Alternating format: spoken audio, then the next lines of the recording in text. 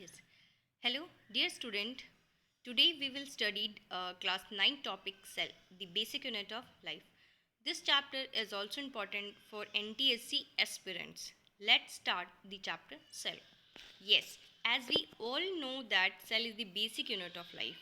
Means अगर हम लोग बात करें कि सेल जो होता है वो बेसिक यूनिट है लाइफ का, because all the organisms are made up of cell and cell is also known as fundamental unit of life.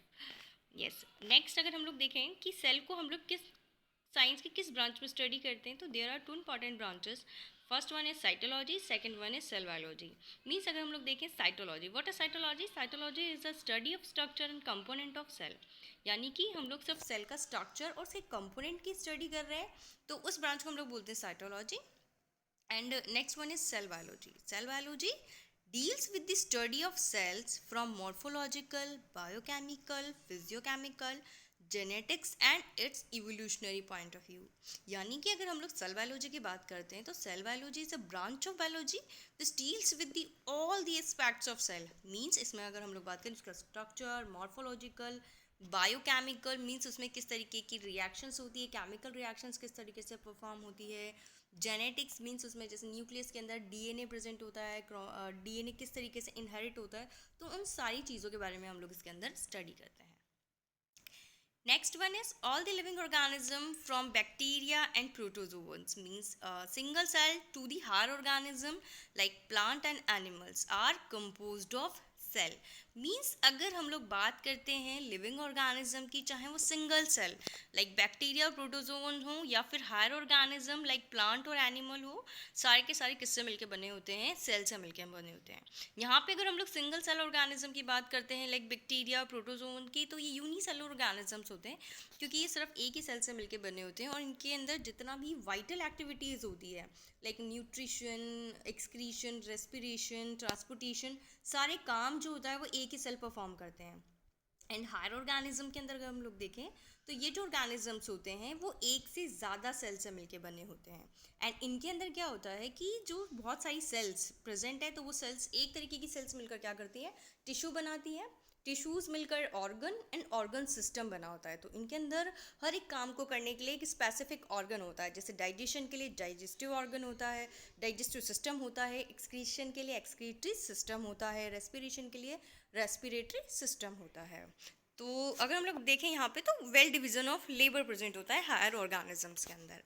Next, cell is the structure and functional unit of life. Yes, all the living organism. अगर हम लोग बात करें smallest unit of life, yes, cell also a smallest unit of life. Next हम लोग कुछ बात कर लेते हैं इसकी डिस्कवरी पे. Yes, let's discuss about discovery. Then सबसे पहला आता है कि first cell, who discovered the first cell. तो first cell was discovered by Robert Hooke in 1665. 1665 में सबसे पहले रॉबर्ट हुक थे जिन्होंने पहली सेल को देखा. इन्होंने कैसे देखा? He examine the thin section of cork under a simple microscope. Basically इन्होंने क्या किया, कॉर्क जो होता है, यस, प्लांट का पार्ट है, डेड पार्ट, तो कॉर्क उससे मिलकर बनता है. तो कॉर्क का एक थिन स्लाइड लिया, उसको माइक्रोस्कोप, एक सिंपल माइक्रोस्कोप के अंदर इन्होंने स्लाइड बना के देखा. तो इन्होंने देखा कि इन्हें कुछ empty Honey comb like structures दिखाई दिए, जैसा कि आप स्क्रीन पे देख रहे हो. इस तरीके की कुछ स्ट्रक्चर्स इन्हें दिखाई दी. ये जो स्ट्रक्चर्स थी हनी कॉम्ब लाइक ही एम्प्टी थी because the cells are dead cells. Yes, the cells are dead cell. तो ये हनी कॉम्ब लाइक स्ट्रक्चर को इन्होंने कंपेयर किया जैसे कि स्मॉल रूम होता है, एक छोटा सा कमरा जिसकी 4 दीवारें हैं, एक खाली कमरा, empty room like structure, small room like structure. Yes, further इन्होंने क्या किया, ही टर्म, मतलब इन्होंने एक टर्म यूज़ की इसके लिए, सेल्यूला.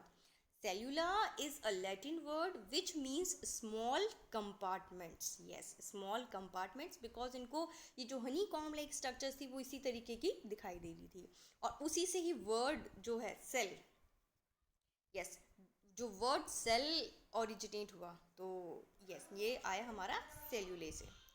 नेक्स्ट हम लोग देखते हैं कि इन्होंने क्या किया. इन्होंने सारी की सारी चीज़ें जो थी, he explain the same in his book Micrographia in 1665. 1665 के अंदर ही इन्होंने क्या किया, ये जितनी भी चीज़ें इन्होंने देखी थी वो सारी इन्होंने डिस्क्राइब की अपनी एक बुक माइक्रोग्राफिया के अंदर. Yes. And also hook actually saw were the wall of dead plant. तो बेसिकली इन्होंने जो देखा था वो देखे थे डेड सेल्स देखी थी, डेड प्लांट सेल्स. तो अगर हम लोग देखें, कोई हमसे पूछता है कि first cell was discovered by Robert Hooke, cell wall was discovered by Robert Hooke. Basically इन्होंने देखा तो सेल वॉल ही था. And first dead plant first dead cell was discovered by Robert Hooke. Yes. Next हम लोग आ जाते हैं लिविंग सेल पे कि first living cell who discovered.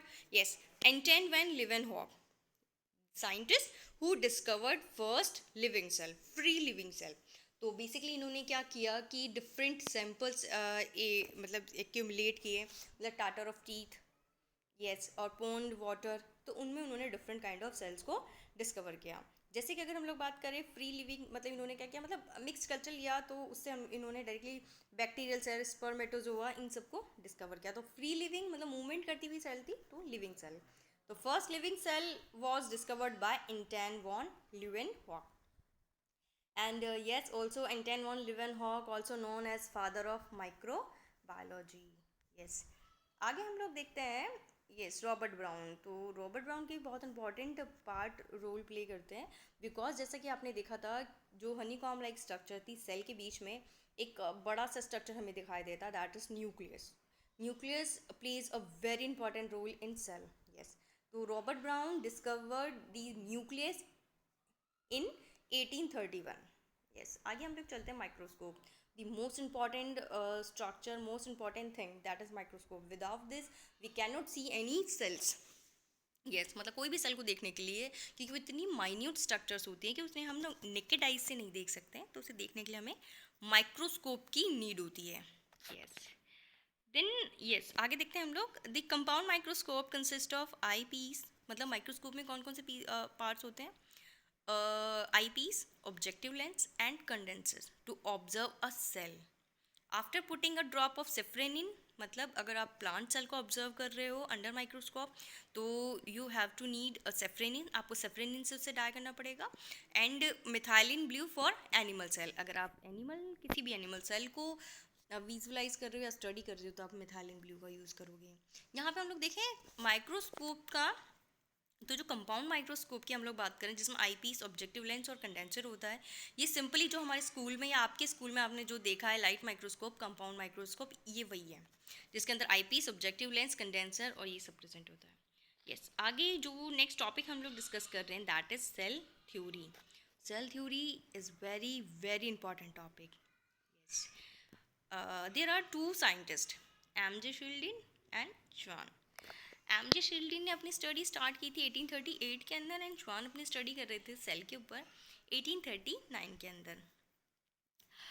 Yes. इनमें से अगर हम लोग शिल्डिन की बात करें, तो ही इज़ बॉटनिस्ट. तो ये अपना स्टडी कर रहे थे प्लांट्स के ऊपर.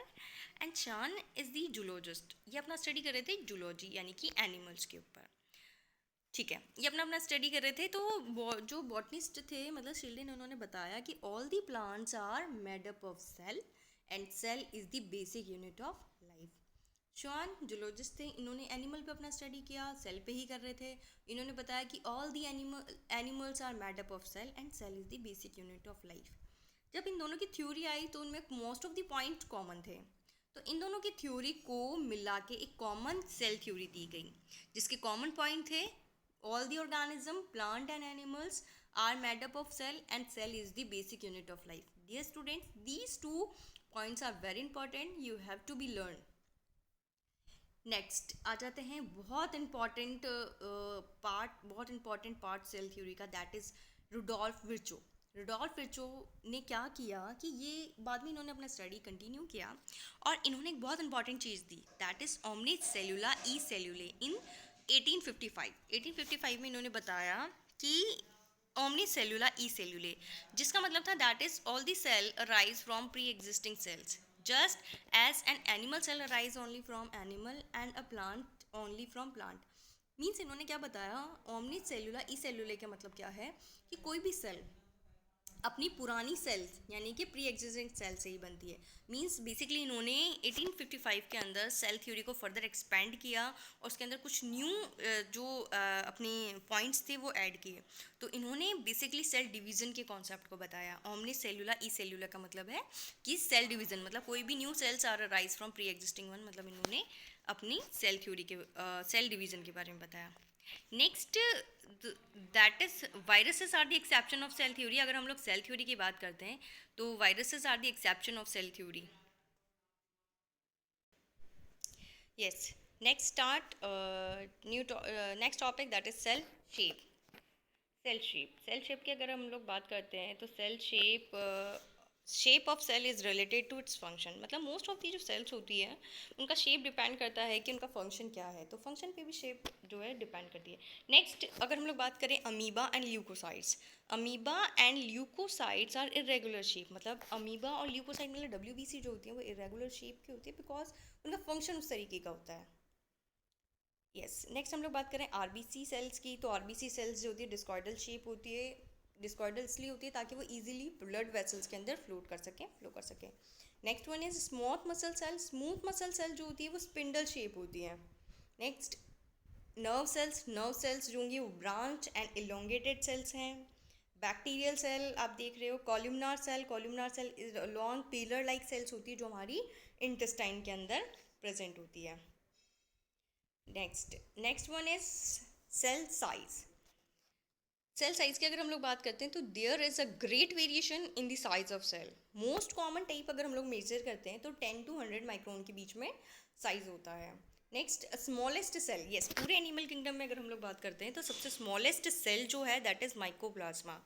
Mycoplasma is a bacteria, a gram negative bacteria which normally causes a diseases. Yes, and it's also known as PPLO. PPLO means pleuropneumonia like organism. Most of the time dear students ये question पूछा जाता है कि smallest cell, तो हमें याद रखना है mycoplasma is the smallest cell, तो उसका नाम भी आ जाता है PPLO। What is PPLO meaning? Pleuropneumonia like organism. Yes, next is largest cell. Largest cell की अगर हम लोग बात करें that is ostrich egg. Longest cell की हम लोग बात करें that is nerve cell. In plants अगर हम लोग प्लांट्स में बात करें तो acetabularia and algae that is largest plant cell and hemp fibre that is long plant cell. Next अगर हम लोग ह्यूमंस के अंदर बात कर रहे हैं डियर स्टूडेंट, तो ह्यूमंस के अंदर largest cell is human egg. Female egg जो होता है that is largest cell and smallest cell is human sperm cell. yes, okay dear students, next topic we will discuss in our new next video.